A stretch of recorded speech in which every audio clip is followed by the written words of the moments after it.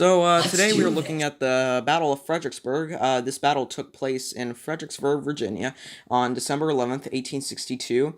This battle lasted for about 4 days. This battle involved over 200,000 soldiers, the largest amount of soldiers in a battlefield in American history. This was also one of the most bloodiest battles in the Civil War. Now, starting off, the generals that were commanding from the north was Ambrose Burnside. He was born May 23, 1824, to December 13, 1881. He was very well known for his successful campaigns in North Carolina and East Tennessee, but it was actually supposed to be George McClellan leading this, but Abraham Lincoln sort of relieved him of command, mostly because he made a mistake in the Battle of Antietam. So Lincoln told him to get out of here and tried to convince Burnside that he was the man for the job. But Burnside refused, mostly due to past failures, but he did it anyways. Now, let's talk about the generals that were involved from the South. Robert E. Lee. He was a general that Civil War nerds love. He was born January 19th, 1807, and died October 12th, 1870. He was well known for being the commander of the Confederate Army and for his aggressive tactics. Some say he was the best general of all time. That was just simply their opinion. Now let's talk about how this all kind of works out. So once Burnside became the general, he proposed to Lincoln that he wanted to move the whole Union Army to Falmouth, directly across the Rappahannock River at Fredericksburg, making a direct attack at the Confederate capital of Richmond. And so Lincoln approved of this, and so about a week later, Burnside's entire army, the Army of the Potomac, had finally arrived in Falmouth, but the pontoons he had ordered from Amazon had not arrived yet. And when they finally did arrive, heavy snowfall delayed the army for about a week. And during the week, Lee saw Burnside's army crossing the river. And so, he saw Burnside's army lining up at the river. And so he ordered his generals James Longstreet and Thomas Stonewall Jackson to align nearby the river just outside of Fredericksburg. And he had to find defensive positions and form supply lines to get ready of the battle that was ahead. So on the morning of December 11th, it stopped snowing, and so the Union soldiers sort of cheered, and they began to build the pontoon bridges that had finally arrived from Amazon, even though they had prime shipping. So, but then the Southern soldiers delayed this by shooting the soldiers who were assembling the bridges. So in the response, the Burnside decided that Fredericksburg should be shelled. But this did little to no effect to the soldiers.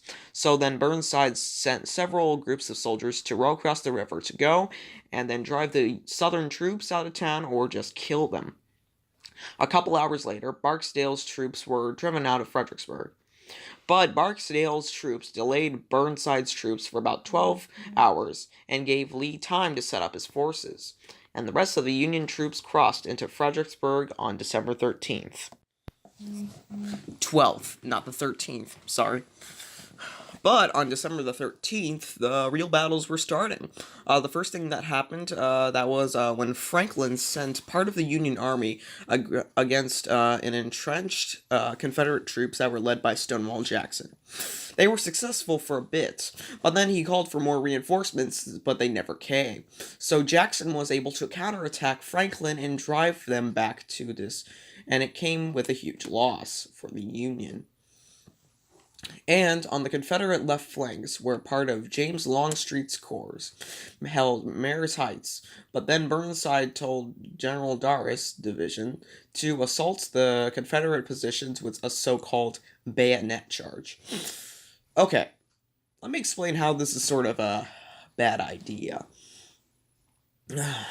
Hold on. Can't find where I am. Sorry. So, you can see that Darras' troops are just running out there with no protection. But the South are lined up behind a wall, and guns pointing out and ready to shoot you. You can probably see where this is going. Since the Union troops had literally none to no protection, not even a tree. Not even a tree. But yeah, they had literally no protection. Meanwhile, the Confederates had. So, that's kind of where it went. It was sort of a bloodbath for the Union, and the charge did nothing but bring death to the Union soldiers.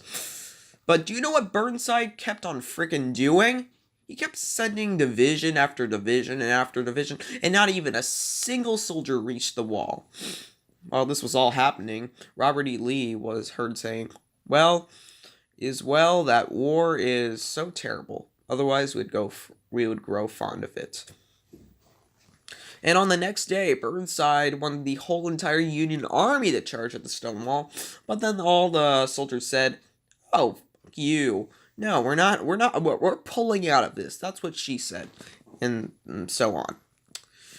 On December the 15th, the Army of the Potomac, it withdrew its camps at Falmouth. And so now we have to sort of talk about how many deaths there were. The Union suffered about 3,000 casualties. That was considered a lot. I mean, that was out of like about 100,000, but that was still a lot. That's still a lot of chunk of troops. But meanwhile, the Confederates suffered about 5,000. Lucky them, I guess. So then, the next day, when Burnside went to Washington and met Lincoln, he was fired. Not even his facial hair could save him.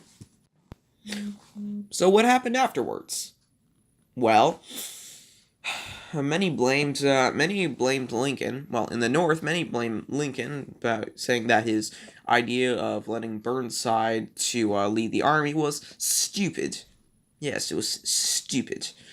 Others criticized the idiocy of Lincoln's cabinet choices. This resulted in the majority of Republican senators voting for the removal of Secretary of State William Stewart. Stewart, despite the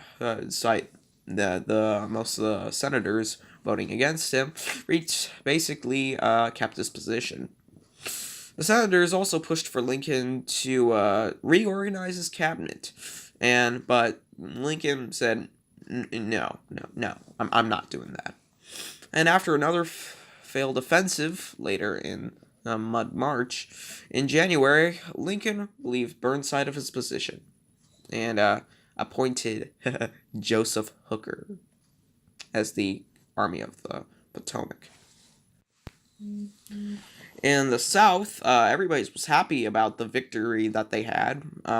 It boosted morale after the disaster of Antietam, and now Lee's army wintered along the Rappahannock, and when the Union forces once again crossed the river in spring, he had won that, which was probably his best victory, at some city in May.